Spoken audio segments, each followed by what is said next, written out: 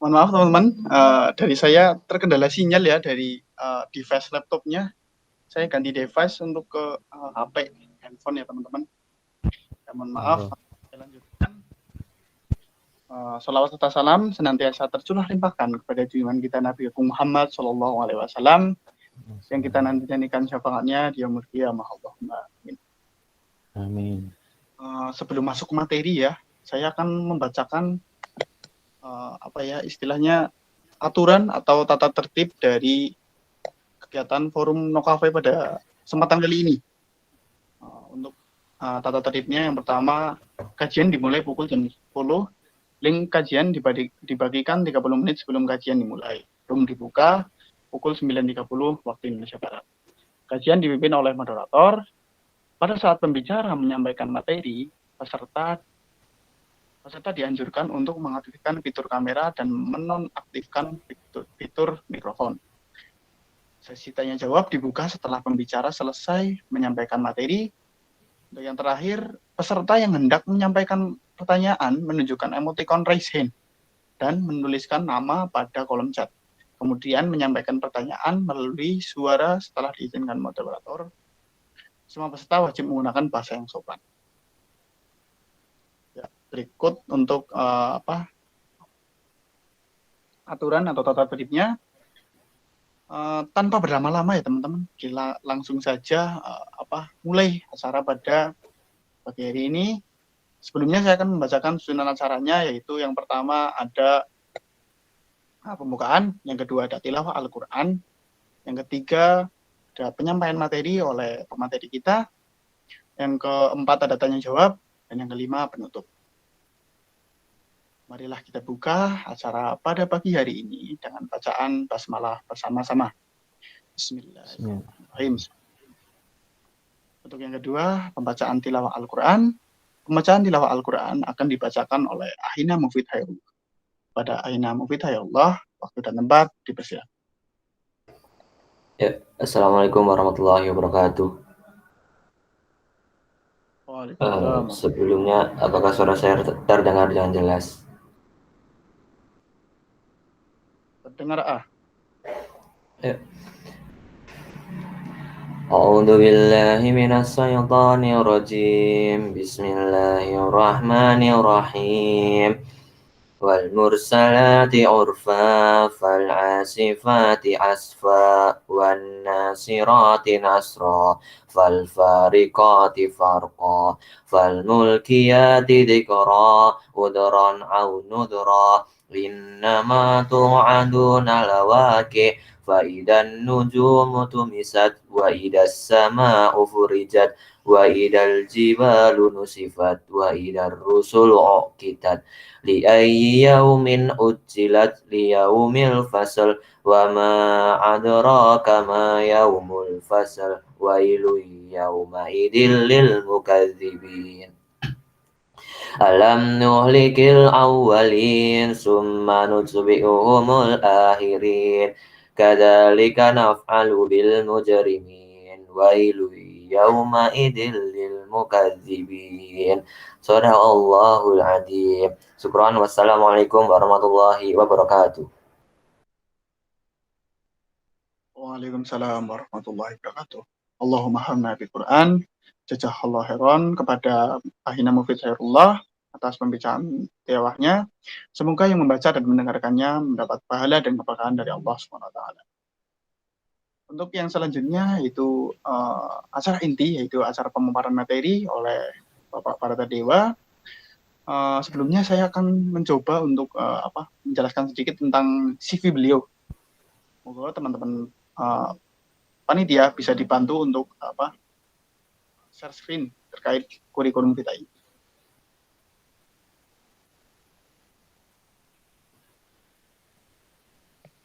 Bisa tolong diperbesar ya.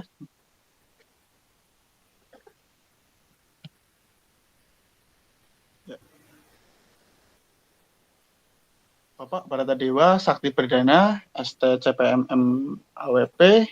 Beliau lahir di Semarang tanggal 13 Mei 1981.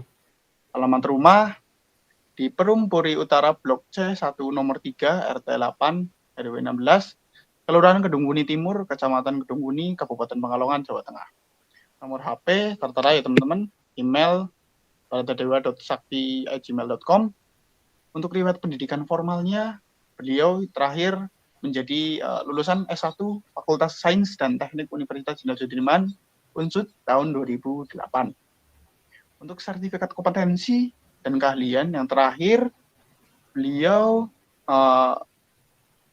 tolong ke atas, Mbak. Untuk yang terakhir beliau ke atas, Mbak. Punten, Mbak. Ya, untuk yang terakhir beliau sertifikat kompetensi dalam bidang dasar muamalah, maliyah, dan fatwa DSN MUI dari Lembaga DSN MUI Institute tertanggal 10 Februari 2021. Untuk selanjutnya ada riwayat pekerjaan profesional. Beliau Direktur Perencanaan dan Pengembangan Usaha PT BUMR Pangan Terhubung Desember 2020 sampai saat ini. Untuk yang selanjutnya, pengalaman organisasi, beliau sekarang menjadi Wakil Sekretaris Jenderal pada Pengurus Pusat Keluarga Alumni Universitas Jenderal Sudirman, K-Unsud tahun 2019 sampai dengan saat ini. Untuk keanggotaan dalam organisasi profesi, dia merupakan anggota Asosiasi Perencanaan Keuangan Indonesia atau APERK. Untuk kegiatan narasumber, beliau juga sering menjadi pembicara pada kegiatan ilmiah atau training atau workshop atau seminar. Untuk yang saat ini beliau sedang geluti adalah pembicara dan pemateri dalam pelatihan rutin bulanan tentang manajemen keuangan keluarga Islam yang diselenggarakan oleh PD Safa Rencana Gemilang tahun 2017 sampai dengan saat ini.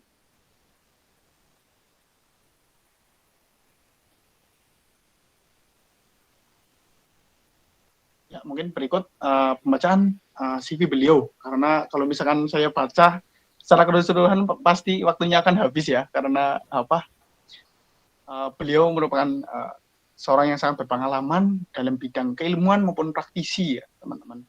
Jadi pada kesempatan kali ini teman-teman diharapkan bisa nanti dalam penyampaian materi dari teman-teman diharapkan bisa aktif dalam diskusi, nanti diadakan tanya jawab.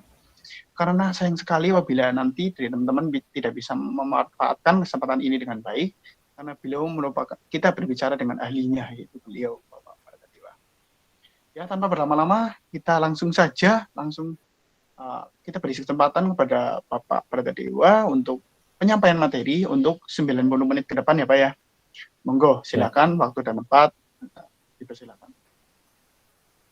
Baik, terima kasih Mas Bagus, Mas Mufid, dan teman-teman panitia FOSE, Forum Studi Ekonomi Islam, beserta para peserta dalam kajian yang berbahagia.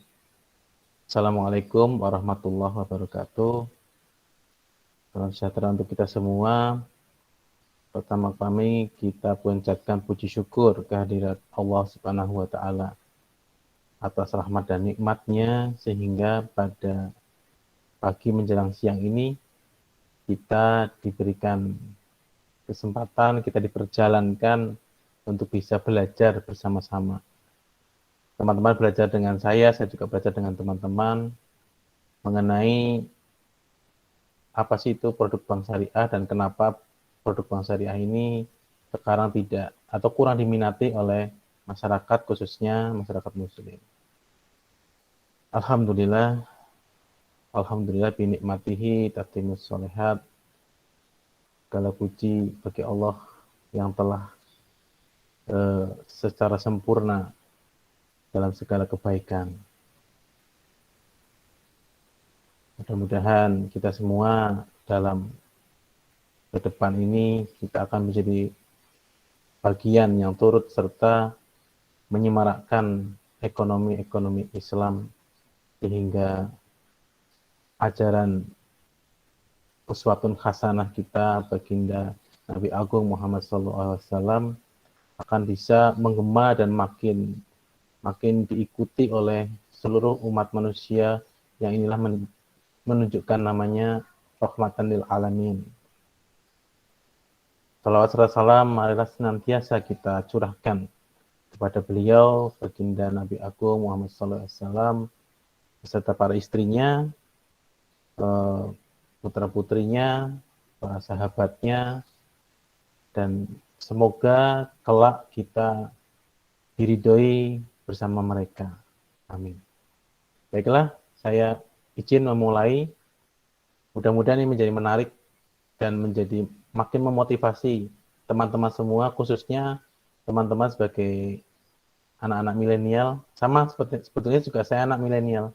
Cuman milenialnya saya yang paling mbarep ya, paling awal, generasi paling awal dari milenial. Mudah-mudahan ini menjadi motivasi bagi teman-teman semua, karena potensi kita untuk membangkitkan ekonomi syariah sekarang momentumnya luar biasa baik. Nanti akan saya jelaskan sedikit demi sedikit di materi. Saya izin untuk share screen.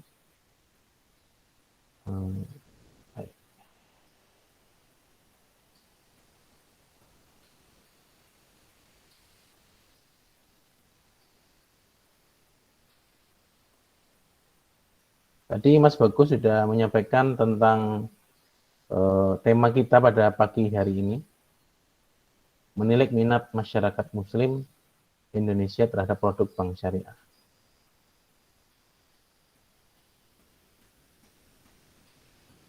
Izin saya untuk menyampaikan ulang tentang secara singkat supaya CV saya secara singkat supaya nanti teman-teman ada gambaran kemana arah pembicaraan kita nanti. Jadi sebagai profesi saya sehari-hari itu menjadi praktisi keuangan keluarga dan pendamping UMKM. Saya juga sebagai profesi financial planner, perencana keuangan keluarga, tapi ternyata ketika kita bertemu dengan UMKM di lapangan, itu kita akan menemukan berbagai masalah lain, yaitu bagaimana Bapak supaya kita mau ngatur uang padahal kita nggak punya uangnya. Berarti kita harus belajar tentang bagaimana skill bisnis, bagaimana tentang transaksi bisnis yang benar, yang tidak bohongin, tidak menipu, atau tidak ditipu oleh pihak lainnya. Ini akan kita banyak belajar nanti kalau teman-teman berkesempatan bisa mendatangkan ustadz di bidang fikih muamalah maliyah.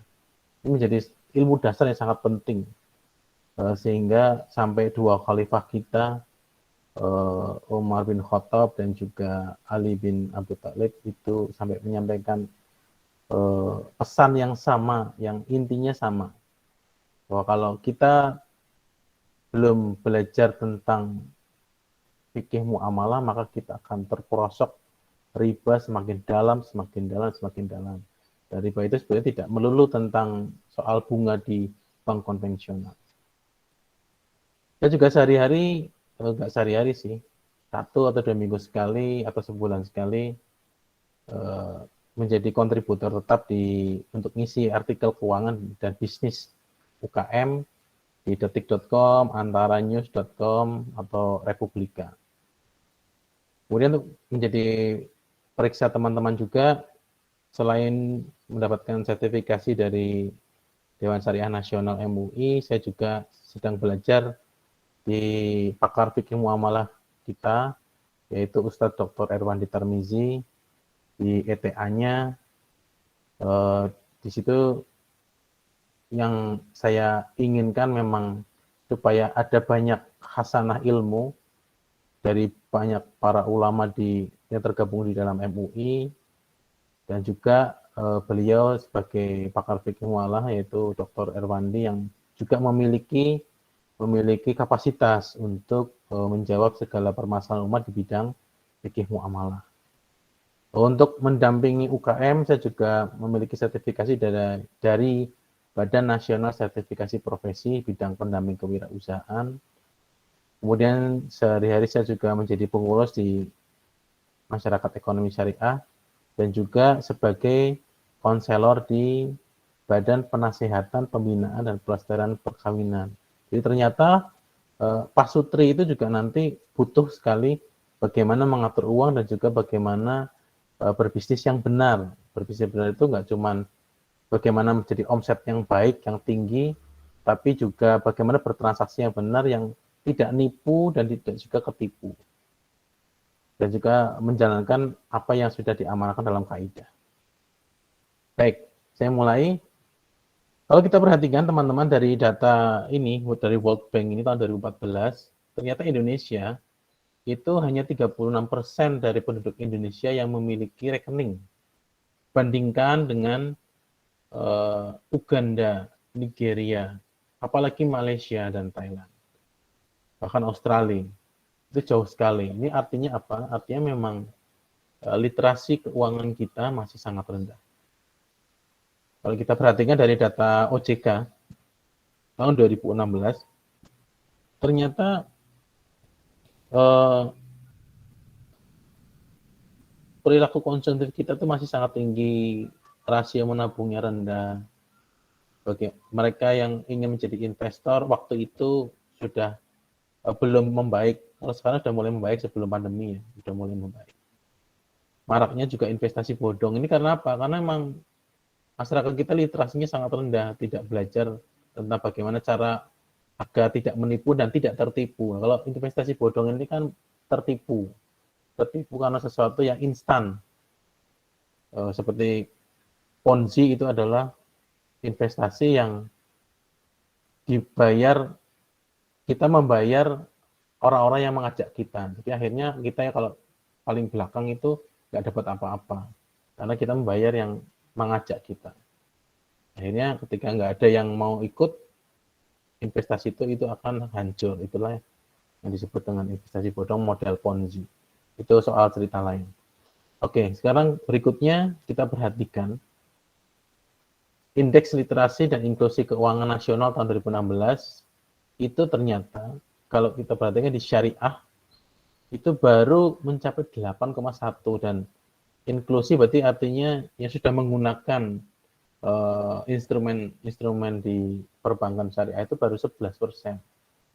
Bandingkan dengan yang secara komposit yang sudah mencapai 67,8%. Nah, kemudian kita perhatikan kembali, ini adalah tabel yang menunjukkan jumlah nominal simpanan sebelah kiri dan sebelah kanan itu adalah jumlah pemilik rekening. Jadi ternyata mereka yang punya simpanan tabungan di bank yang jumlahnya kurang dari 100 juta, ini menurut data LPS, itu jumlahnya ada 202 juta rekening.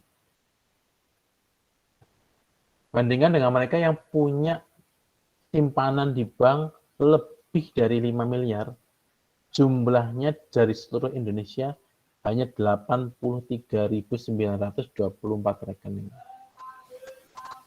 Ini sangat jomplang, jadi kalau di tengah-tengahnya itu juga masih jauh. Nah, ini seperti yang tadi kita sampaikan, perbankan seperti itu, literasinya, inklusinya, begitu juga dengan perasuransiannya, dana pensiun, lembaga pembiayaan, pegadaian, pasar modalnya menurut data dari OJK. Kita perhatikan kalau teman-teman yang di Unsut ini kan di Jawa Tengah ya, atau mungkin dari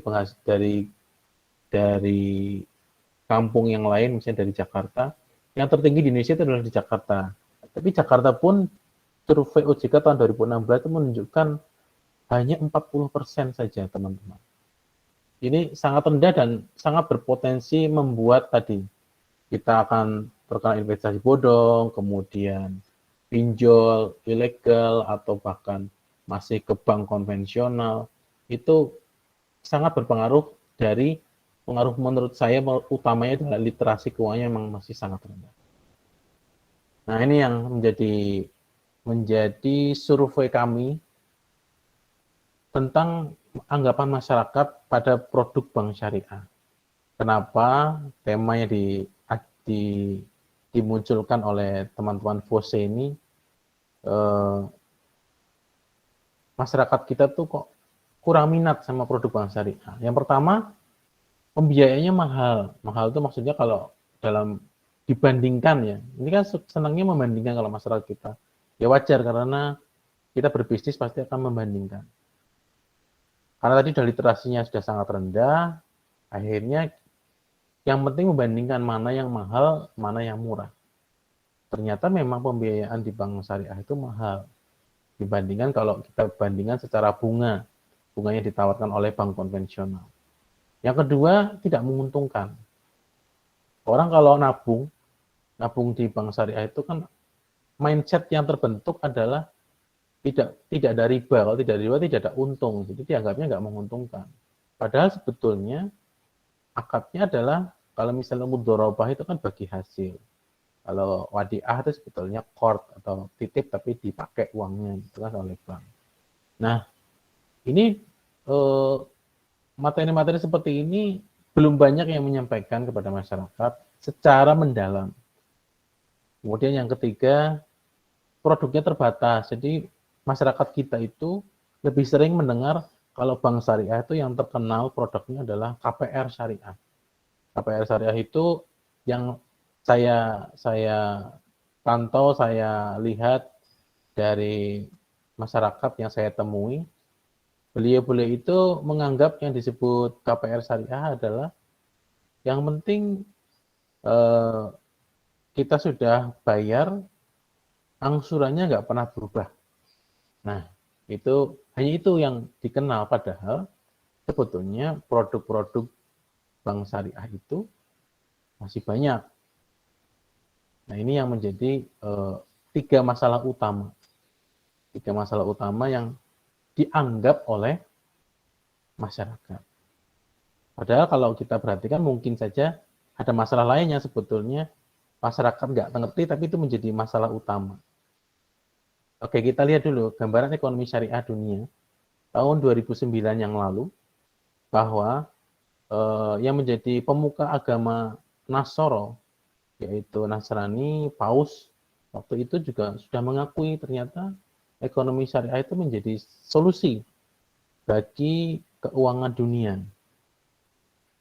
Nah, ini teman-teman kalau ada yang membaca literatur tentang gambaran ekonomi syariah di tahun 2009 waktu itu, mungkin kalau sekarang teman-teman masih kuliah, 11 tahun lalu mungkin masih anak SD ya.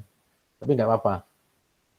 Kita perhatikan kalau di tahun itu, waktu itu saya masih baru selesai kuliah ya, itu saya memperhatikan bahwa terjadi bangkrutnya perusahaan besar Amerika yang namanya Lehman Brothers. Lehman Brothers itu perusahaan di bidang keuangan, jasa keuangan, itu dia hancur. Ternyata salah satu penyebab utamanya adalah ketika jual kredit perumahan waktu itu. Kredit perumahan dijual dengan bunga katakanlah 3% gitu ya, satu tahun. Nah, kemudian karena ada masalah namanya inflasi kan, kemudian tiba-tiba ada kebijakan dari bank sentral yang mengharuskan bunga banknya harus naik. Bunga banknya naik dan naiknya terlalu tinggi, dan akhirnya orang-orang yang ngangsur itu nggak bisa bayar. Kenapa? Karena bunganya sangat tinggi. Dan di sana kan begitu bank sentralnya menaikkan rate-nya, maka otomatis ini akan menjadi harus angsurannya juga berubah. Nah, ini yang tidak mampu akhirnya nggak bisa bayar, nggak bisa ngangsur, dan rumah ketika rumah sebagai asetnya dijual juga nggak bisa karena harganya sudah turun asetnya, atau asetnya tetap tapi angsurannya yang naik. Ini yang menjadi masalah. Bahkan waktu itu Wakil Menteri Keuangan Amerika Robert Keymet itu juga merasa perlu ekonomi Islam merupakan menjadi prioritas kajian pemerintah Amerika dalam rangka menyalurkan ekonomi mereka. Nah, sekarang kita lihat faktanya bank konvensional ini supaya kita juga bisa membaca dan memahami bagaimana menjadi solusi nanti supaya produk bank syariah ini menjadi atau produk-produk yang hubungannya dengan Islami, ekonomi Islami ini akan menjadi menaikkan minat dari masyarakat kita, khususnya masyarakat Muslim. Jadi yang pertama harus kita pahami, bunga itu sebetulnya kalau dari bahasa untung dan rugi, bukan bahasa dalil ya, halal dan haram, itu adalah bunga sama dengan anti investasi. Ini maksudnya apa, nanti saya jelaskan setelah ini. Kemudian yang kedua, ternyata faktanya bank konvensional tidak saling menguntungkan. Buktinya apa? Buktinya ketika seseorang pinjam uang untuk bisnis, untuk modal kerja, ternyata pada suatu saat dia kolaps karena sesuatu hal yang di luar kendalinya. Di luar kendalinya bukan mati ya, bukan meninggal, tetapi misalnya ditipu orang gitu. Atau misalnya barang-barang yang setengah jadi itu digelapkan, atau intinya apapun itu yang tidak terkendali tidak di cover oleh asuransi. Nah, ini bank tetap tidak mau tahu, tetap harus bayar pokoknya plus keuntungannya. Berarti bank ini tidak menguntungkan untuk nasabahnya pada case-case tertentu. Sedangkan kalau produk syariah, kita tahu persis, nah, kan harus saling menguntungkan, dan kita tahu ada catatan-catatan tertentu yang secara kaidah itu memang itu harus dilakukan oleh pihak penjual maupun pihak pembeli. Yang ketiga, ternyata bank konvensional tidak memberikan kepastian. Kepastian terhadap apa? Kepastian terhadap ketika seseorang itu misalnya tadi ngambil KPR 15 tahun atau 10 tahun, ternyata ada kebijakan BI rate-nya naik, maka kita akan perhatikan banyak promo-promo dari bank konvensional, tulisannya misalnya fix 2 tahun, fix 3 tahun, itu artinya kan 3 tahun aja yang sama. Setelahnya dia bisa berubah-berubah angsurannya. Nah, sebagai gambaran ini adalah yang saya sampaikan tadi, yang namanya ini disebut dengan bunga itu adalah anti investasi. Jadi kalau misalnya teman-teman punya teman, punya saudara, atau punya relasi gitu ya, itu punya uang 1 miliar. Kalau kita perhatikan bunga deposito di rata-rata bank berapa? 5% ya. Kalau misalnya 5% atau 4%, itu maka dia akan mendapatkan, biar gampang itu dihitungnya 4% kalikan 1 miliar berarti 40 juta per tahun. Kalau 40 juta per tahun dibagi 12, itu katakanlah sekitar 3,3 juta per bulan. Sehingga kalau dia nggak mau kerja, nggak mau berinvestasi, nggak mau berbisnis, maka dia harus punya gaya hidup sebesar 3,3 juta per bulan. Sekarang bayangkan kalau BI rate-nya suatu saat dinaikkan menjadi 10%, maka dia akan mendapatkan bunga sebesar 100 juta per tahun atau sekitar 9 juta per bulan. Maka kalau seperti ini, dia akan gaya hidupnya akan naik juga menjadi 9 juta per bulan. Dan suatu waktu ketika BI rate-nya diturunkan menjadi 3% atau bahkan jadi 0% atau 1% ya, biar gampang, biar tidak terlalu ekstrim. 1% itu berarti hanya 10 juta per tahun. Nah, kalau 10 juta per tahun, sedangkan setiap bulan itu dia sudah terbiasa punya gaya hidup 9 juta. Kalau diturunkan menjadi 1 juta per bulan, itu biasanya masyarakat kita akan banyak masalah. Sehingga mau tidak mau, suka tidak suka, uang yang 1 miliar itu akan diambil untuk apa? Untuk bisnis atau untuk investasi. Meskipun terpaksa.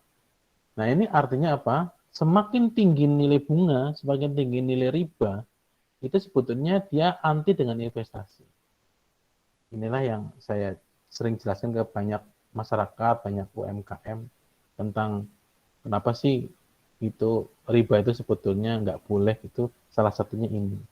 Kita buktikan dari data berikutnya nanti.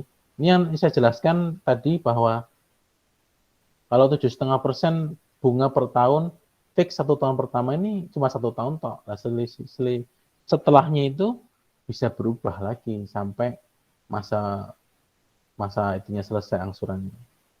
Nah, kita lihat dari data tentang apa betul hasil dari analisa saya ini, kenapa bunga itu sama dengan anti investasi.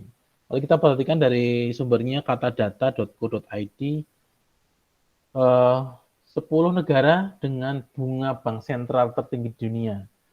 Itu ternyata ada Argentina, Suriname, Venezuela, Haiti, Iran, Turki, sampai Angola. Dan kalau Indonesia sekitar 5,25% BI rate-nya. Sekarang kita balik, apakah mereka ini yang tersebut dalam 10 negara dengan bunga bank sentral tertinggi di dunia, mereka adalah penjual tertinggi di dunia juga, termasuk 10 negara dengan penjual tertinggi atau ekspor tertinggi di dunia. Nah, kalau orang bisa ekspor, berarti kan dia bisa jualan. Nah, kita perhatikan, ternyata yang paling tinggi adalah Tiongkok, Amerika, Jerman, Belanda, Jepang, Hong Kong, Korea, Italia, Prancis, dan Belgia. Coba teman-teman bandingkan tadi antara negara yang bunganya paling tinggi dengan negara yang ekspornya paling besar. Itu ternyata nggak ada tuh Tiongkok di dalam 10 besar itu. Belgia pun nggak ada. Ini menunjukkan bahwa apa yang menjadi hipotesa bahwa namanya ini riba itu adalah anti investasi, ini adalah sesuai dengan apa yang data yang tersaji di layar teman-teman. Kalau begitu, strategi kedepannya bagaimana teman-teman? Yang pertama tentu saya selalu mengatakan kepada banyak orang, dan ketika tadi teman-teman atau Mas Bagus itu menyampaikan tentang CV saya ngisi di banyak tempat, itu bukan karena saya ingin, sebetulnya saya nggak ingin terkenal karena saya apalah, karena hidup juga nggak bakal lama gitu kan, paling cuma berapa puluh tahun. Tetapi kan yang menjadi masalah kita, kalau kita tidak segera ikut serta ambil peran untuk masyarakat minimal di sekeliling kita, supaya mereka tahu dengan bahasa yang mereka pahami ya. Jadi kalau saya selalu mencoba menganalisa, kalau kita menyampaikan sesuatu hal yang mereka tidak pahami, meskipun itu benar sesuai kaidah, itu susah juga tuh teman-teman, untuk mereka, teman-teman kita, masyarakat kita, itu tetangga kita, saudara kita, untuk paham bahwa apa yang dibatasi oleh kaidah yang nggak boleh dan yang boleh, itu untuk mereka rubah pola pikirnya ternyata susah. Jadi harus dengan bahasa-bahasa yang mengajak, merangkul, terus kemudian sesuai dengan pemahaman mereka. Nah ini, makanya seperti tadi saya sampaikan ketika saya membuat artikel-artikel, mungkin teman-teman bisa cek di Google ya. Hampir semua artikel saya itu tidak pernah ada yang menuliskan tentang bahasa fikih muamalah. Padahal sebetulnya kalau diperhatikan, saya membuat suatu judul 6 strategi jual beli agar drama COD tidak lagi berlanjut. Itu ada di Republika. Itu ternyata banyak orang paham, oh ternyata strategi jual beli dari 6 itu memenuhi apa yang disebut dengan syarat-syarat jual beli, yang mana harus barangnya dimiliki, harus barang itu bukan barang haram, dan seterusnya ya. Itu menjadi hal-hal yang kalau mereka bacanya bukan karena tentang ekonomi syariahnya, sebetulnya bukan.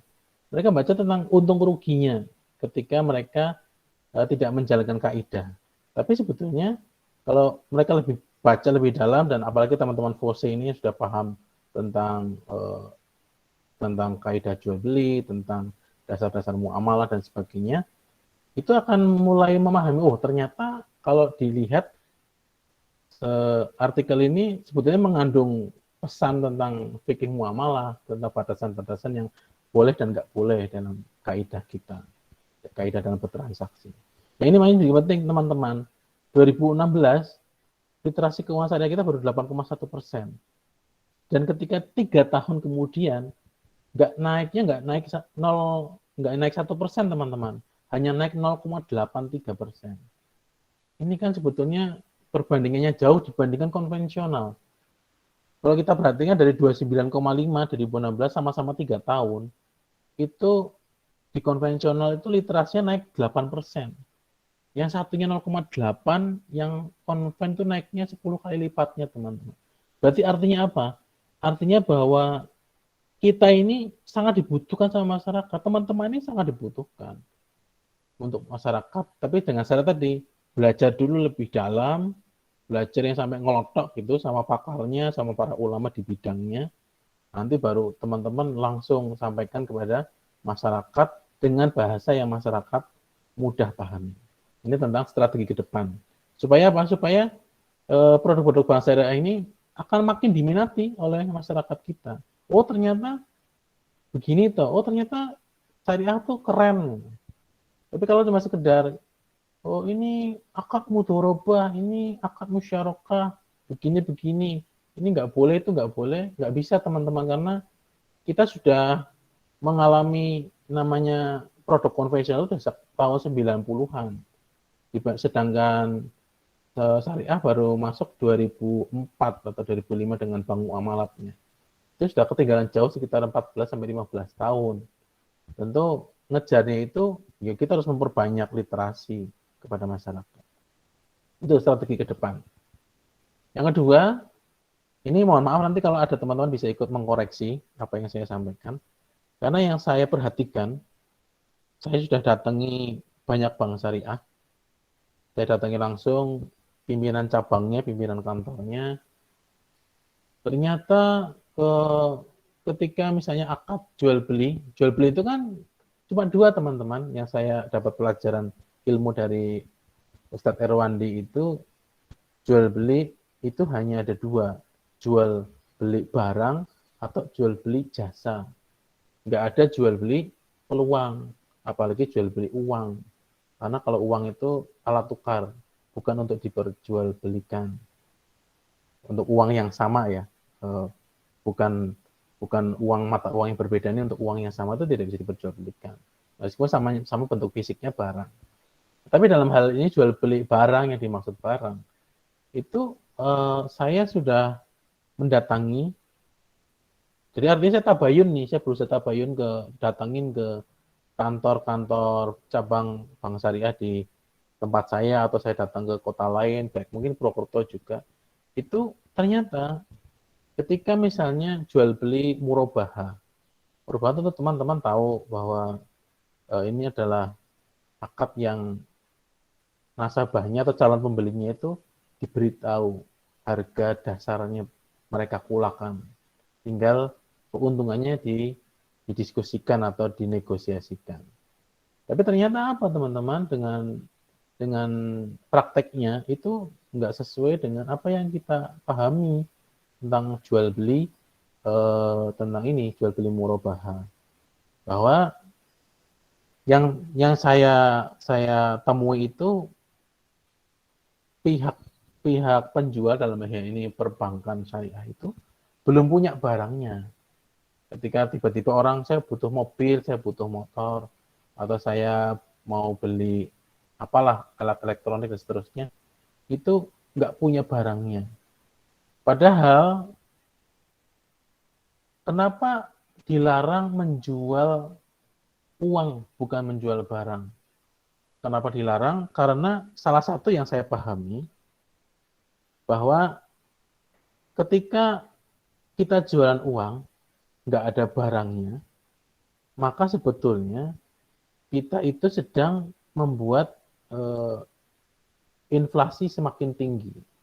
Sedangkan kalau jumlah uang ada, kita jualan barang, berarti sebetulnya uang yang dibayarkan itu sama dengan jumlah barangnya. Jadi misalnya kalau uangnya beredar di Indonesia itu sekian triliun, maka kalau satu barangnya adalah katakanlah 1 miliaran, berarti sebetulnya ada 1000 barang untuk membuat uang yang beredar itu ya hanya untuk 1000 barang itu.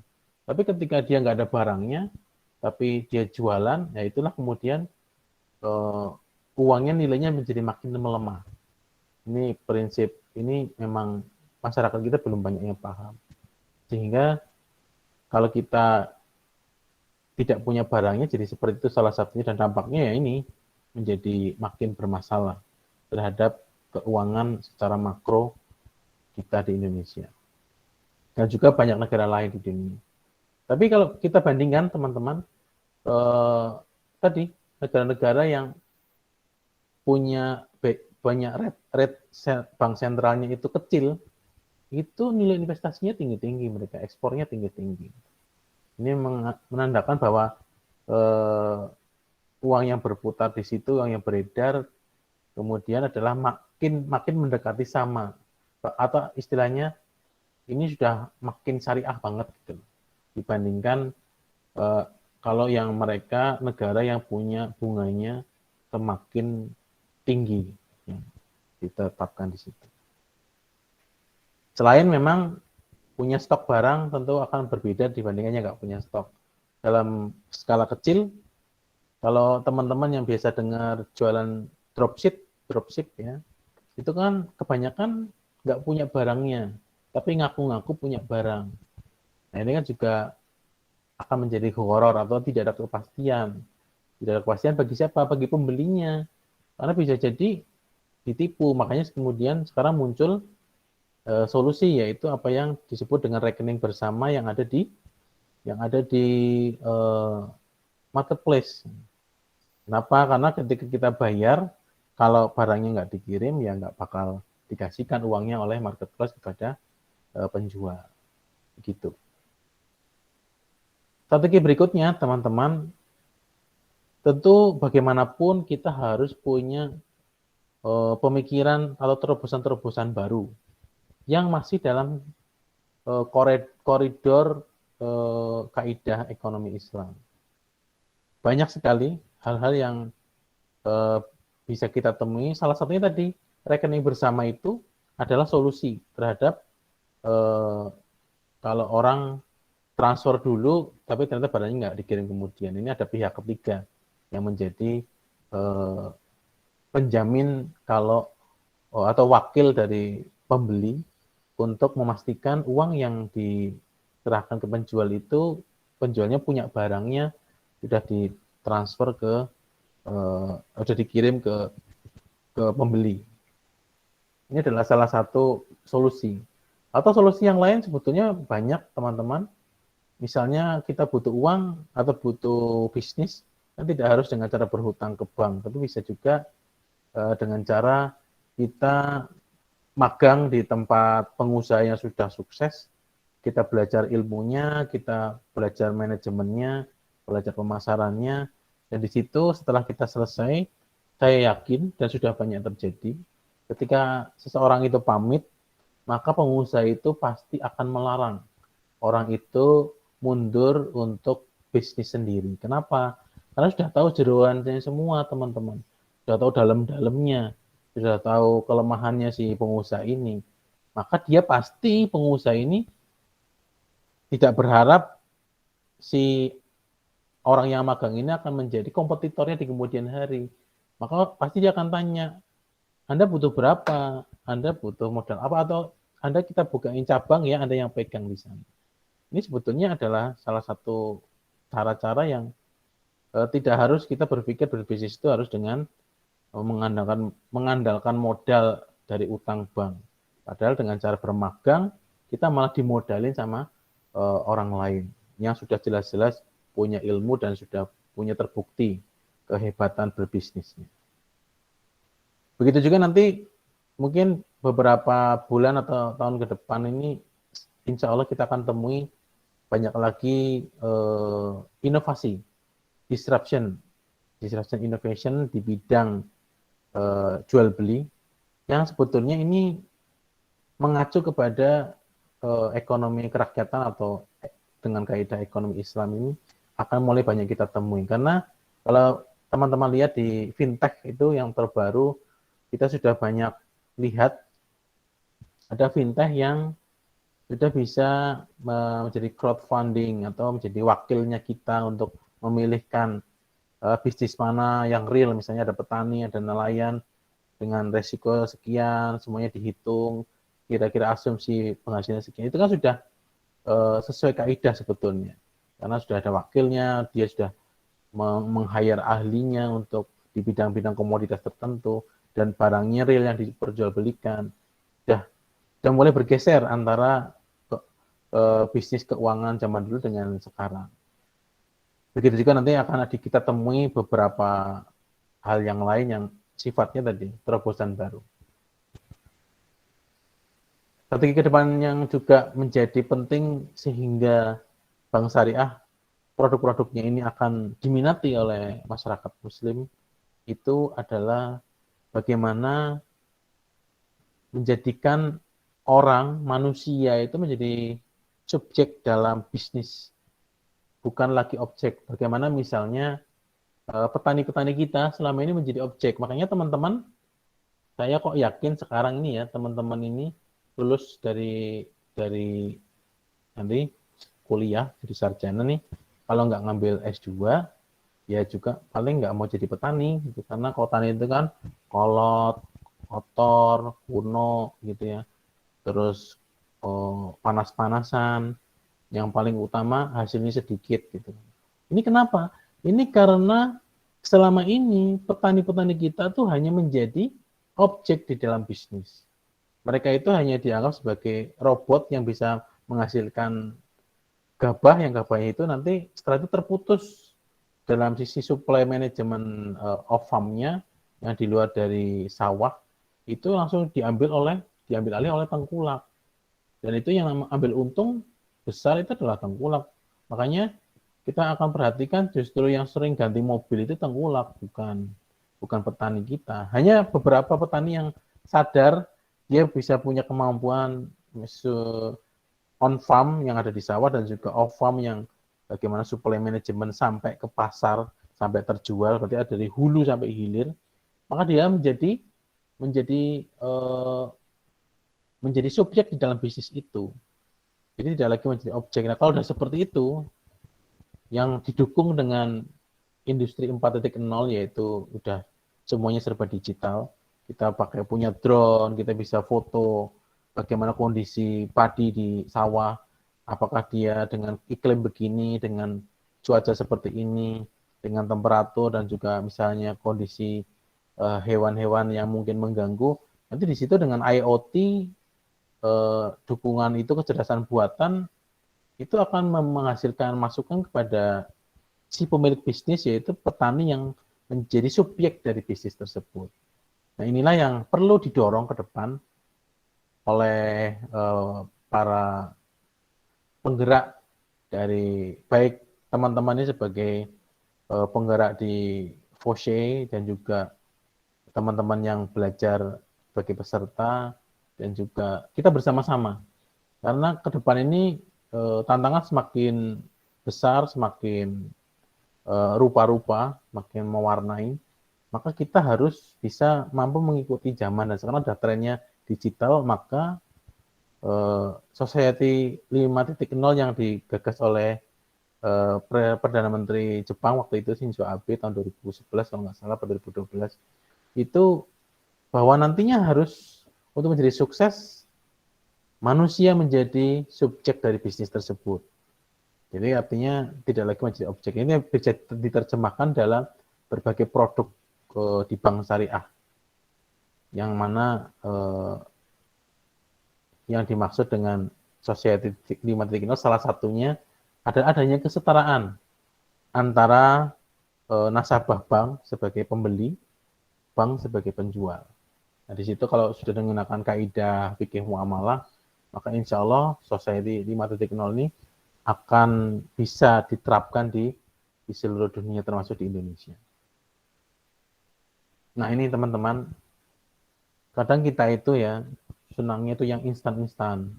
Kita tinggal beli buah di toko buah, eh, enak memang cepat, tapi kita sebetulnya jarang yang mengetahui atau jarang yang ingat bahwa untuk mencapai ke situ itu diperlukan suatu proses yang tidak sebentar.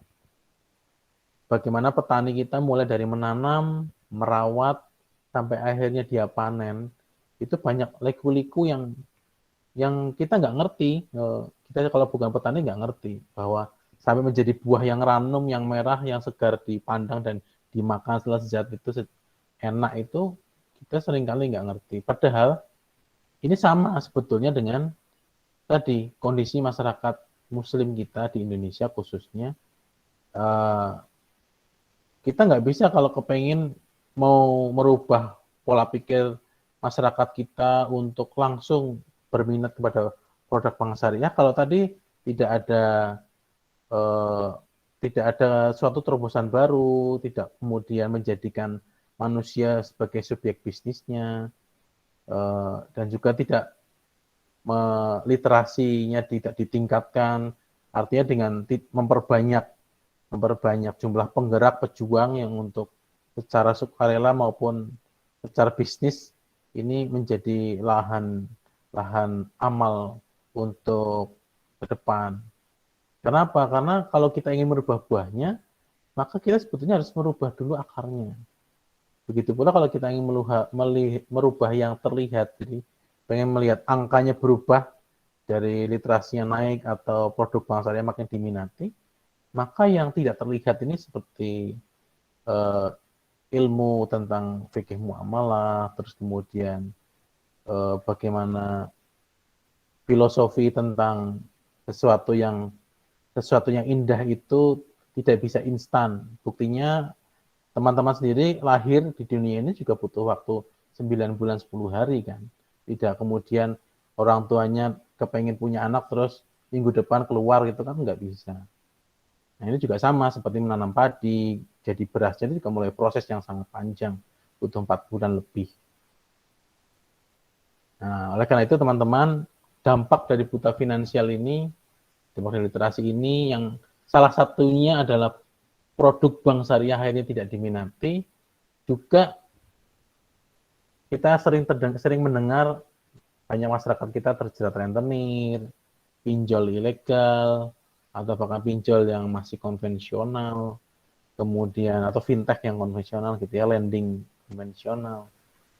Kemudian akhirnya usahanya nggak maju-maju karena tadi gali lubang tutup lubang kan. Akhirnya kayak hidupnya juga boros. Jadi dampak dari ini akibatnya adalah salah satunya produk bank tidak diminati, tapi sebetulnya literasinya ini yang menjadi faktor utama yang menyebabkan orang kurang minat. Sehingga pola ini akan berulang terus menerus. Bahkan saya itu punya beberapa nasabah, beberapa klien karena saya sebagai praktisi keuangan keluarga atau konsultan mereka ini levelnya nggak main-main teman-teman.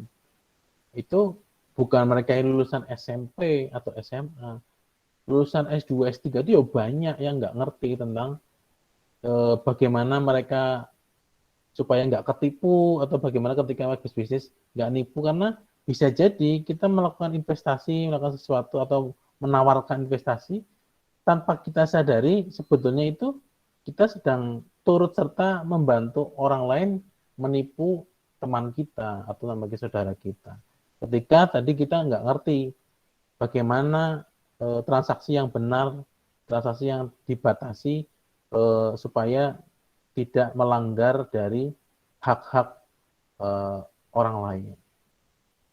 Oleh karena itu teman-teman, saya sebelum nanti kita masuk ke sesi tanya jawab, saya ingin sampaikan bahwa DNA kita, DNA orang Indonesia itulah DNA pejuang. Jadi saya berharap sekali melalui kesempatan yang berbahagia ini, kita ayo bareng-bareng kita menjadi belajar untuk diri kita sendiri, kemudian kita sampaikan kepada orang lain, supaya apa? Supaya dengan bahasa yang bahasa yang mudah dipahami oleh masyarakat yang awam ini. Kemudian nanti kita pastikan bahwa perjalanan yang panjang nanti, entah kapan, kita akan merasakan buah nikmatnya nanti setelah kita dengan sabar, tapi juga punya ilmunya, kemudian kita ajak bersama-sama sehingga insya Allah dengan berubahnya literasi itu, maka semakin pahamnya masyarakat Muslim Indonesia tentang bagaimana bertransaksi yang benar dan juga bagaimana membedakan produk konvensional dengan produk yang sesuai syariah atau yang Islami ini akan menjadikan juga bank-bank syariah kita akan ikut berbenah untuk memperbaiki diri, dan akhirnya nanti apa yang kita cita-citakan supaya menjadi rahmatan lil alamin yang tidak menipu dan juga tidak ditipu, jadi sejajar satu sama lain, berkeadilan, itu insya Allah akan tercapai. Demikian materi dari saya.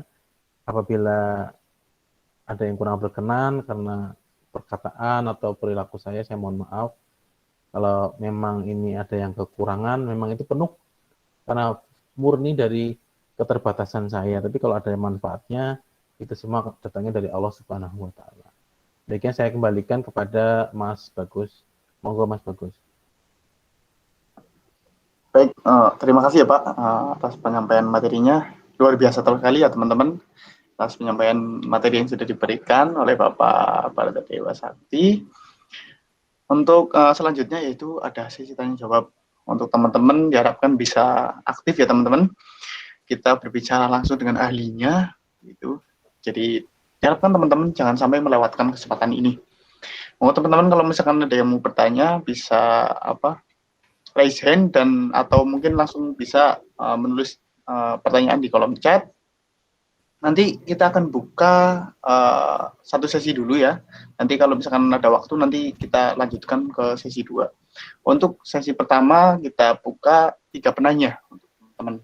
Monggo dari teman-teman barangkali ada yang mau bertanya bisa menuliskan di kolom chat.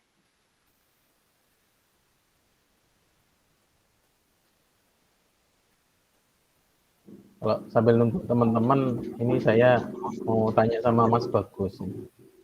Kalau menurut Mas Bagus, kenapa ini bank syariah itu kok kurang diminatin Mas sama masyarakat? Yang pertama mungkin karena kalau dari saya itu ya Pak, karena mungkin dari mindset dari masyarakat Pak. Mindset dari masyarakat tuh bahwa biasanya tuh kalau bank syariah itu biasanya lebih rumit. Biasanya tuh dalam gimana tata cara ya dalam setiap transaksinya tuh lebih rumit. Terus kalau mereka tuh biasanya berpendapat bahwa dari bank syariah itu kurang menguntungkan gitu. Terus juga dari profitnya pun sedikit begitu ya Pak. Nah, walaupun sebenarnya dari bank syariah pun kalau yang saya tahu tuh sebenarnya banyak sekali yang akan hikmah yang akan ditawarkan, seperti misalkan kalau ada apa-apa kan kita bisa musyawarah ya Pak ya, kalau misalkan dengan bank syariah gitu. Kalau dari kita dari masyarakat atau dari kita sebagai nasabah ada ibaratnya kendala kan bisa ibaratnya bisa dibicarakan bersama. Sebenarnya dari bank syariah tuh menurut saya menawarkan solusi yang terbaik sih. Mungkin begitu Pak. Baik, terima kasih Mas Bagus.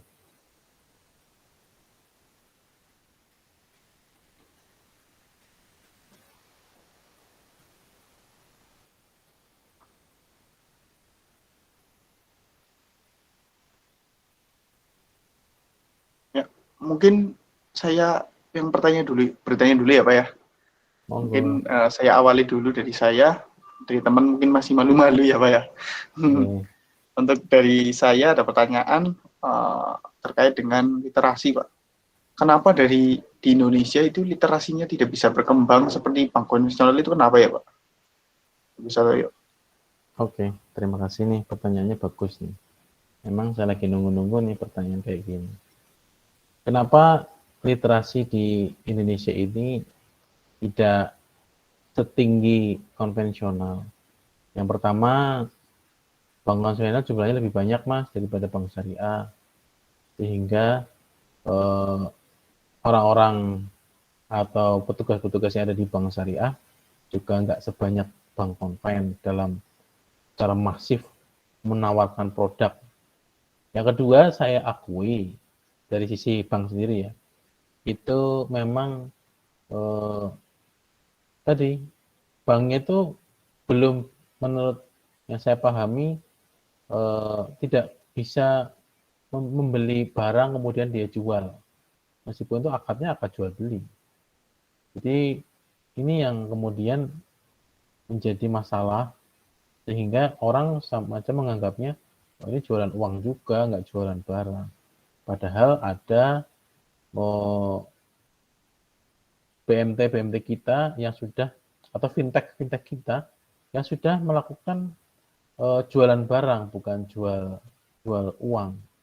Nah ini yang menjadi kenapa dari sisi perbankan itu masih belum diminati, karena dianggapnya tadi tidak menguntungkan, kemudian mahal, bahkan cenderungnya sistemnya mungkin sama aja, cuma jualan uang doang gitu. Anggapannya masyarakat kebanyakan seperti itu. Nah dari sisi luar eksternal ini ada dua yang saya pahami, yang saya lihat, yang saya rasakan, bahwa ini kritik buat kita sendiri dan juga teman-teman khususnya yang menjadi selama ini menjadi penggerak di komunitas ekonomi Islam.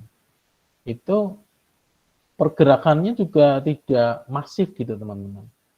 Mohon maaf misalnya saya perhatikan ada lulusan dari universitas yang prodinya ekonomi syariah misalnya. Saya tanya kok pengen kemana? Ya lebih cenderung kepengennya kerja di bank. Ya kerja di bank nggak apa-apa, kerja di bank syariah gitu ya. Tetapi kenapa kok nggak kepengen langsung terjun ke masyarakat? Dengan cara apa? Dengan cara berbisnis. Kalau berbisnis sebetulnya kan dia menunjukkan tauladan bahwa ini loh kita sudah praktek ekonomi Islam langsung di lapangan. Jadi ketika dia ngomong itu orang sudah lihat bahwa orang ini yang ngomong ini orang yang jalanin, bukan yang sekedar sudah lulus dapat cum laude nilainya A semua gitu, tapi nggak pernah praktek. Gitu. Karena orang lebih percaya pada orang yang sudah menjalani. Sama seperti misalnya saya ini orang yang pinter sekali membuat resep roti, tapi saya tuh nggak pernah bikin roti mas. Jadi orang yang nggak bakal percaya lah kamu bikin rotinya mana gitu. Itu kalau ada percaya pun sedikit, tapi kalau kita sudah datangin langsung orang, kita dampingin langsung orang, kita beritahu mana yang salah, dan kita sendiri akhirnya belajar dari situ, dan kemudian semakin ilmu yang kita bertambah dan ilmu yang secara praktis itu praktek itu, maka akan membuat lebih mudah kita mengajak orang untuk memilih produk yang sesuai syariah tadi. Ini dari sisi eksternal. Yang kedua, ya tadi komunitas-komunitas yang misalnya komunitas anti riba dan sebagainya, saya perhatikan saat ini belum banyak anggotanya yang belajar langsung kepada pakarnya. Jadi akhirnya apa? Akhirnya dia mengambil persepsi sendiri dari Mbah Google gitu ya, atau kemudian diskusi dengan sesama teman yang nggak paham juga tentang ilmu itu, ilmu yang benar seperti apa. Akhirnya ketika ada orang tanya, dia jawab ya sesuai dengan kapasitas dia yang belum ada standar pengetahuan yang dimiliki, yang diberikan, yang sanadnya itu sampai ke baginda Nabi. Itu yang menjadi penting, sebetulnya ilmu sanadnya harus sampai ke baginda Nabi supaya tadi tidak salah atau mengambil persepsi sendiri terhadap suatu hukum. Demikian mas pendapat saya. Baik Pak, berarti karena mungkin pergerakannya kurang masif ya Pak ya, masih masif gitu ya. Dari kita sebagai ekonom Rabbani harusnya lebih lebih bisa aktif ya dalam pengembangan ekonomi Islam ya Pak ya. Juga mungkin karena dari segi keilmuan banyak orang yang kurang bisa menguasai dari hal tersebut begitu ya Pak. Berarti kalau begitu Mas Bagus sepakat dong kalau teman-teman kursi ke depan makin masif ya dalam mengajak masyarakat kita, khususnya misalnya langsung nih punya program baru, kita datengin tuh pengusaha-pengusaha muslim yang sudah besar, seperti contoh saya saran, jenengan tahu nggak namanya Ibu Nur Hayati Subakat? Tahu nggak Mas Bagus? Kenal Kurang tahu Pak. atau tahu? Nggak tahu ya. Padahal beliau itu punya perusahaan yang perusahaannya produknya itu hampir atau bahkan semua perempuan di Indonesia nggak ada yang nggak kenal sama produknya dia. Bu Nur Hayati Subakat itu adalah pemiliknya Wardah, Mas. Nah, beliau itu berjualan dari awalnya dari rumah bukan punya toko seperti sekarang gedenya, atau bahkan kalau kita punya teman yang punya toko itu nyewa itu, dia nggak punya uang untuk nyewa dulu, tetapi beliau dari rumah belajar tentang ekonomi Islam yang benar, dan akhirnya sekarang menjadi pengusaha yang sangat besar, dan Wardah itu menjadi perusahaan kosmetik terbesar di Indonesia saat ini. Bahkan produk-produk luar negeri itu kalau mau ke sini malah tanya itu sebetulnya strateginya apa kok Wardah bisa menjadi market leader di Indonesia gitu. Nah, ini kalau teman-teman FOS ini mengadakan program ngajak teman-teman yang pengen minatnya nggak cuma sekedar mau belajar tentang ekonomi syariahnya atau strategi secara ekonomi Islamnya diterapkan oleh Ibu Nur Hayati Subakat, Mas, tapi ngajaknya itu mungkin dengan bahasa yang dipahami teman-teman kita, bahwa ini loh beliau pengusaha yang sangat hebat, pengusaha muslim, pengusaha seperti Siti Khotijah gitu berhasil di Indonesia. Itu orang akan minat untuk pengen datang belajar ke sana. Karena beliau sudah membuktikan dan besar sekarang usahanya. Itu salah satu contohnya, Mas Bagus.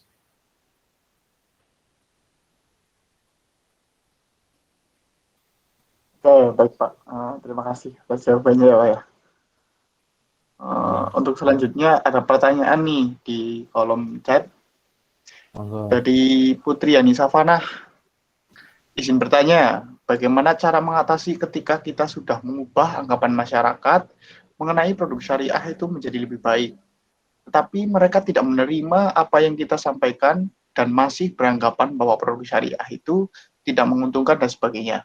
Bagaimana cara mengatasinya? Terima kasih. Terima kasih Mbak Putri atas pertanyaannya. Ini juga saya alami dulu ketika saya ini kepengen sekali ikut merubah pola pikir masyarakat, khususnya yang ada di sekitar saya. Bahkan Mbak Putri, sampai saat ini ada juga loh orang-orang yang kita sudah sampaikan dengan bahasa yang merangkul, tidak menyalahkan, juga dengan bahasa yang kita coba sesopan mungkin gitu ya. Tapi juga yang bersangkutan karena memang belum dapat hidayah, ya nggak apa-apa, karena Nabi itu juga tugasnya hanya menyampaikan sesuatu yang benar. Soal hidayah itu urusannya Allah. Tetapi dari sisi kita, sisi ikhtiar kita, dari sisi syariat itu, kalau hakikatnya memang Allah yang akan menggerakkan hati mereka. Kalau dari sisi syariat yang harus kita jalankan, ikhtiarnya adalah kita ini memperbaiki diri, Mbak. Memperbaiki diri maksudnya kita evaluasi apa yang kita sampaikan itu sebetulnya sesuai dengan apa yang mereka pahami nggak sih? Karena begini, salah satu analoginya gini ya Mbak, atau teman-teman. Kalau ada anak kecil, kemudian lewat pada suatu pintu ruang bedah, dia melihat Pak Dokter itu lagi megang pisau bedah. Anggapan anak kecil itu bisa jadi ada pisau bedah yang berdarah-darah itu, dianggapnya Pak Dokter ini jahat sekali. Kok lagi ngapain tuh Pak Dokter kok megang pisau, ada ibu-ibu atau bapak-bapak mau dipotong berdarah-darah. Tapi kalau sudah orang gede kan paham, oh itu pintar sekali Pak Dokter. Oh ngebedah ini kok cuman setengah jam selesai. Itu kan beda persepsi kan. Nah, bagaimana membuat anak kecil ini dipahamkan bahwa Pak Dokter itu lagi nggak nggak nyakitin orang itu. Ini kan harus sesuai dengan pemahamannya si anak ini. Begitu juga dalam masyarakat kita. Meskipun orangnya sudah tua, udah gede gitu ya.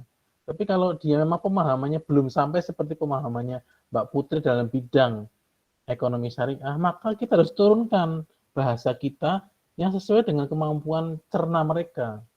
Ini yang dilakukan Nabi kepada dalam saat berdakwah. Jadi ketika itu ya nggak bisa tuh Nabi itu ngomong ini begini, bahasanya diturunkan sesuai dengan, makanya Nabi itu jago banget dalam marketing. Kenapa? Karena beliau bisa ngomong dengan tukang becak bisa bicara, dengan presiden bisa bicara, itu dengan bahasa yang berbeda-beda. Gitu Mbak Putri ya. Matur nuwun atas pertanyaannya. Semoga sukses Mbak. Tetap semangat. Ya, bagaimana Mbak Putri? Apakah sudah terjawab dari jawaban dari Bapak Tata Dewa? Sudah. Terima kasih Bapak atas penjelasannya. Sami-sami Mbak Putri. Yaitu mungkin dalam menyampaikan itu jangan disapu bersih secara sama ya, disesuaikan dengan objek yang kita Iya, objek orang yang yang kita kita ajak bicara tuh orangnya kayak apa sih gitu. Karena seperti itu. pengetahuan mereka nggak sama dengan kita, bisa jadi begitu. Biar materi yang kita sampaikan itu sampai kepada telinga pendengar ya Pak ya. Ya, telinga yang mereka pahami, karena bisa jadi memang kita omongannya benar, tapi masalahnya mereka itu nggak mudeng sama bahasanya kita. Itu bisa jadi seperti itu. Makanya kita turunkan sedikit level dari bahasanya itu supaya mereka tuh paham. Artinya begini, bahasa orang grassroots, orang-orang UKM sama orang-orang corporate beda banget. Mas. Itu yang saya sudah temui. Alhamdulillah, saya banyak mendapatkan pelajaran dengan ketemu orang-orang kelas bawah secara ekonomi ya, dengan kelas atas. Dan itu memang ternyata benar-benar mendapatkan ilmu dari situ, bagaimana cara kita menghadapi orang itu beda-beda. Disesuaikan dengan kapasitasnya begitu ya Pak. Kapasitas Betul, beliau Mas gitu. Bagus. Ya, sesuai kapasitas beliau. Ya, mungkin kita lanjut ke pertanyaan ketiga ya pada sesi pertama. Ada pertanyaan dari Priscilia Hadi. Izin bertanya, saya Priscilia Hadi dari FEB Unsud. Izin bertanya, terkait salah satu produk bank syariah yaitu pembiayaan. Bagaimana seharusnya bank syariah mengatasi kredit macet atau hutang yang tidak sanggup dibayar oleh debitur? Dalam Islam, tidak boleh menagih hutang dengan cara yang buruk. Dan seandainya debitur tidak mempunyai apa-apa, dan kan ada hadis yang berisi jika membantu orang kesulitan dalam berhutang itu mendapat balasan dari Allah. Maka bank syariah harus bagaimana Pak? Terima kasih.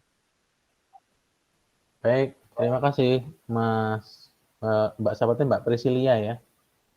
Oke, ini juga pertanyaan yang sangat baik selain dari Mbak Putri dan Mas Bagus tadi. Ini juga yang saya alami ketika mendampingi UMKM. Misalnya mereka ini, Pak, saya sudah 6 bulan nggak ngangsur beli mobil gitu. Terus ini kok saya didatengin terus bolak-balik suruh bayar. Nanti kalau nggak bayar nanti bahkan seorangnya sampai marah-marah dan seterusnya yang nagih gitu. Ini saya sampaikan bahwa ketika Anda melakukan transaksi dengan pihak perbankan, itu pasti akan ada perpindahan tanggung jawab. Karena Anda sudah mendapatkan barangnya, maka bank akan meminta tanggung jawab Anda dengan cara membayar angsurannya itu. Tetapi karena memang nggak mampu, di dalam kaidah Islam yang saya ketahui, memang betul apa yang Mbak Priscilia sampaikan tadi, kalau namanya orang lagi utang, memang benar-benar nggak mampu, itu bahasanya itu dimaafkan, itu memang lebih baik. Tapi kalau nggak dimaafkan artinya ditagih juga baik, boleh juga. Karena kan prinsip hutang itu kan sebetulnya kita tuh kalau kita sebagai pemberi hutang, kita tuh kan lagi nabung di tempatnya orang itu. Nah, itu ada jaminan keamanan. Kemanan apa? Kemana akan dikembalikan. Karena kan pada saat harinya, tanggal yang disepakati untuk dikembalikan, itu kita akan bisa menggunakan uang itu. Sehingga kalau kita ada kebutuhan, ini yang pas lagi butuh ya. Kalau yang nggak butuh tadi dimaafkan boleh. Jangan sangat baik dan sangat dianjurkan. Tapi kalau yang pas butuh kan kita sudah tahu pada hari itu kita akan mendapatkan uang yang dititipkan di sana, dipinjamkan di sana, dan pada hari itu kita ambil untuk kebutuhan kita. Itu kan berarti artinya kita sebenarnya dapat keuntungan apa sebagai peminjam, pemberi pinjaman.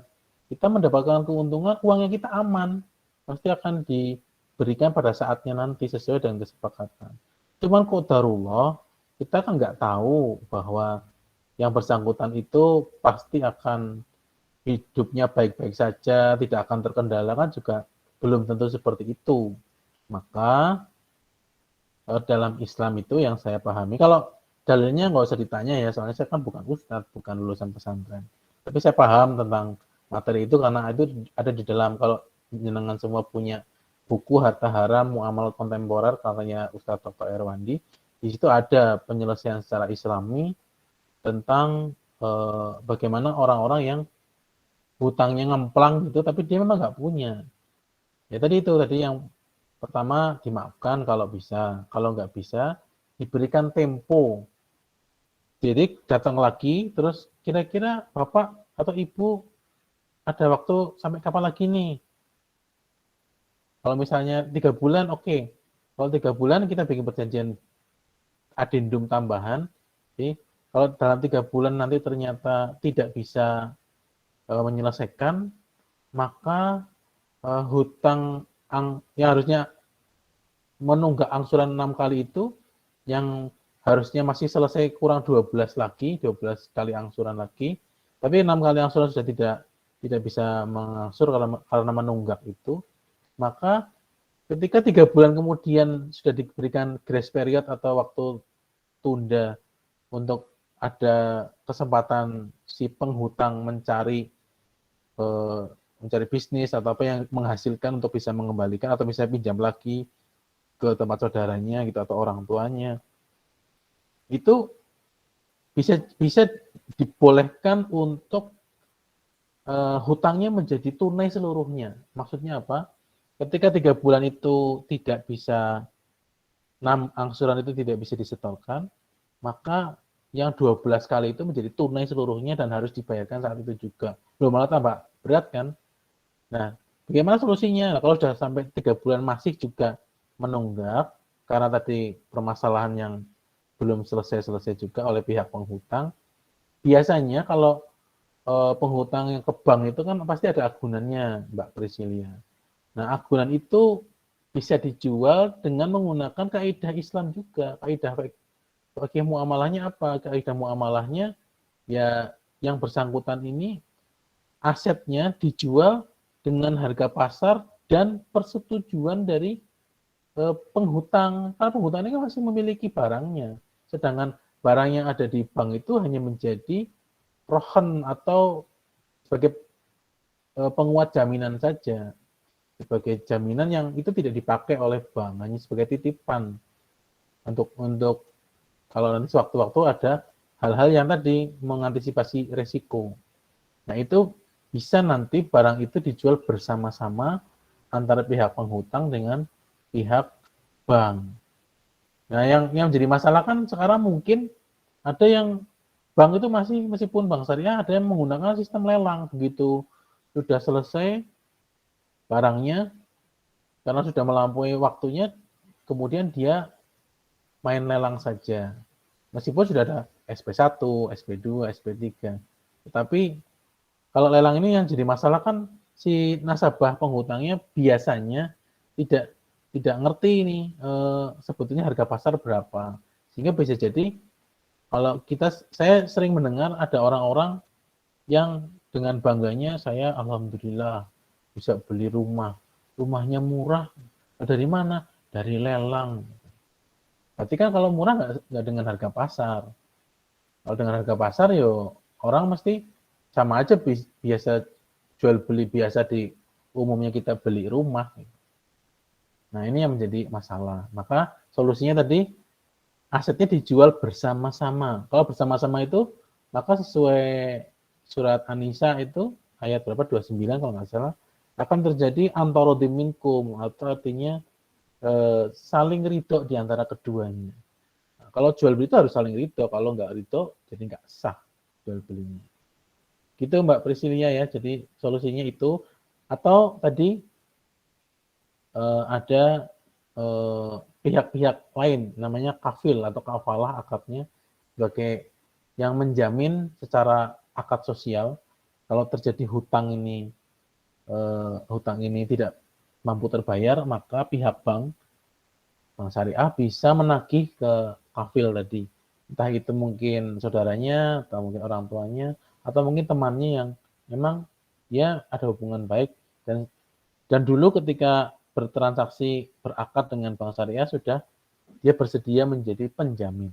Jadi bank bisa meminta angsuran itu kepada penjaminnya tadi. Demikian Mbak dari saya.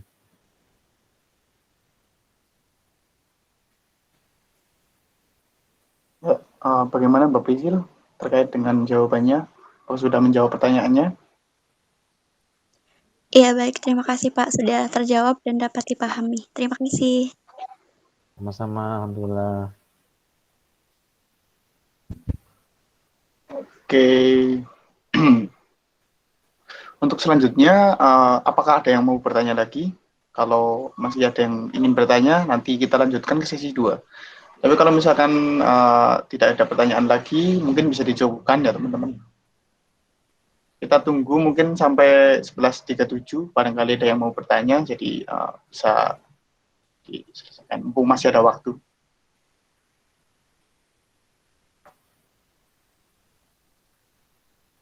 Sambil menunggu saya tanya kalau di POSE itu ada kegiatan seperti mendatangkan ini Mas, praktisi bisnis misalnya pengusaha muslim gitu.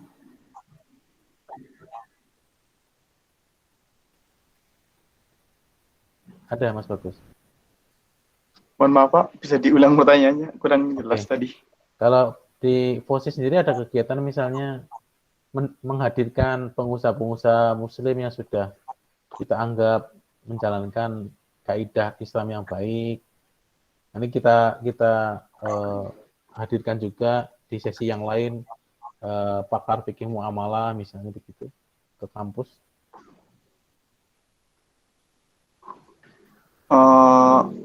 Iya sih Pak, biasanya dilakukan, tapi biasanya dalam acara-acara yang besar Pak, seperti kami ada kegiatan 2 tahunan seperti kayak Seven Shelter gitu ya Pak. Kemarin dilaksanakan pada tahun 2020 atau 2019, mengundang Adi Warman Karim. Pak. Ya gitu. Itu pakar itu, dan terus kemarin mengundang siapa ya kalau lupa, kemarin ada satu.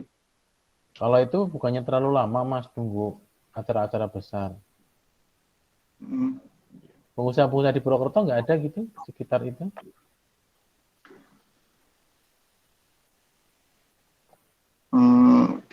Tidak Pak.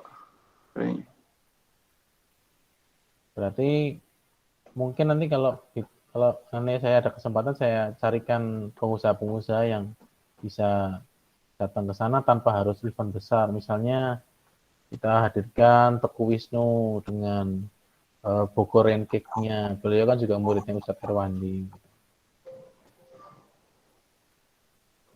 Atau dengan Malang Tradle-nya. Jadi langsung nggak cuma sekedar teori, kita lihat langsung bisnisnya. Ya karena biasanya kalau kegiatan mingguan paling kajian-kajian seperti ini Pak, terus ada kajian tauhid juga. Oke. Kegiatan tauhid. Ya bagus. Ya ini udah. Tadi nggak harus nunggu event besar. Kalau misalnya ada kesempatan memungkinkan, dihadirkan aja. Ini kita para alumni juga, insya Allah siap bantu untuk mencarikan profilnya. Baik Pak. Terima kasih Pak. Sama-sama seperti itu. Sekarang sudah menunjukkan pukul 11.37 ya. Sepertinya sudah tidak ada lagi yang bertanya. Maka kegiatan ini mungkin bisa saya cukupkan dulu ya, teman-teman. Untuk yang selanjutnya kita masuk ke acara yang terakhir, yaitu acara penutup. Tidak terasa kita sudah sampai ke penghujung acara. Saya mewakili panitia, mohon maaf yang sebesar-besarnya, mengucapkan terima kasih yang sebesar-besarnya kepada pembicara ya, Bapak Sakti ya Pak, dan ya Pak. Terima kasih ya Pak. Kami Afwan, Allahu yubarik fikum. Jazakallah khairan. Terima kasih atas Syukran. keluangan waktunya. Terima kasih dan ya mungkin itu yang dapat kami sampaikan. Ya mungkin kita ada sesi foto bersama dulu ya Pak, untuk dokumentasi. Monggo.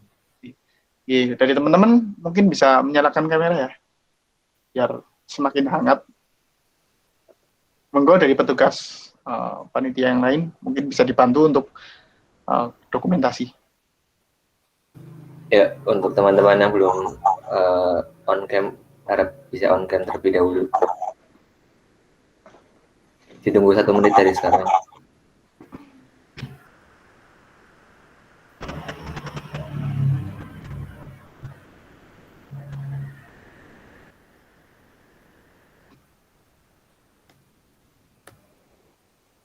Ya, mungkin bisa kita mulai ya.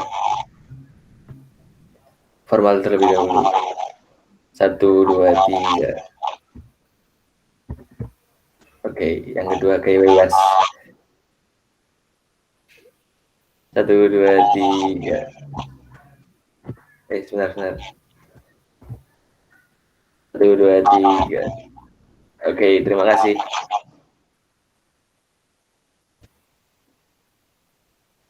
Oke, terima kasih para panitia kegiatan dokumentasinya. Saya ucapkan terima kasih sekali lagi pada pembicara dan pada teman-teman semuanya yang sudah hadir, menyempatkan waktunya, meluangkan waktu pada hari Minggu yang harusnya kalian istirahat dan kegiatan keluarga ya. Tapi terima kasih sekali sudah menyempatkan hadir. Ya, saya mewakili panitia, mohon maaf yang sebesar-besarnya. Wabillahi taufiq wal hidayah. Wassalamualaikum warahmatullahi wabarakatuh. Waalaikumsalam warahmatullahi wabarakatuh. Saya izin. Terima kasih Pak atas ilmunya. Kami bisa selalu semuanya teman-teman. Ya, terima kasih Pak. Nomor berapa nih?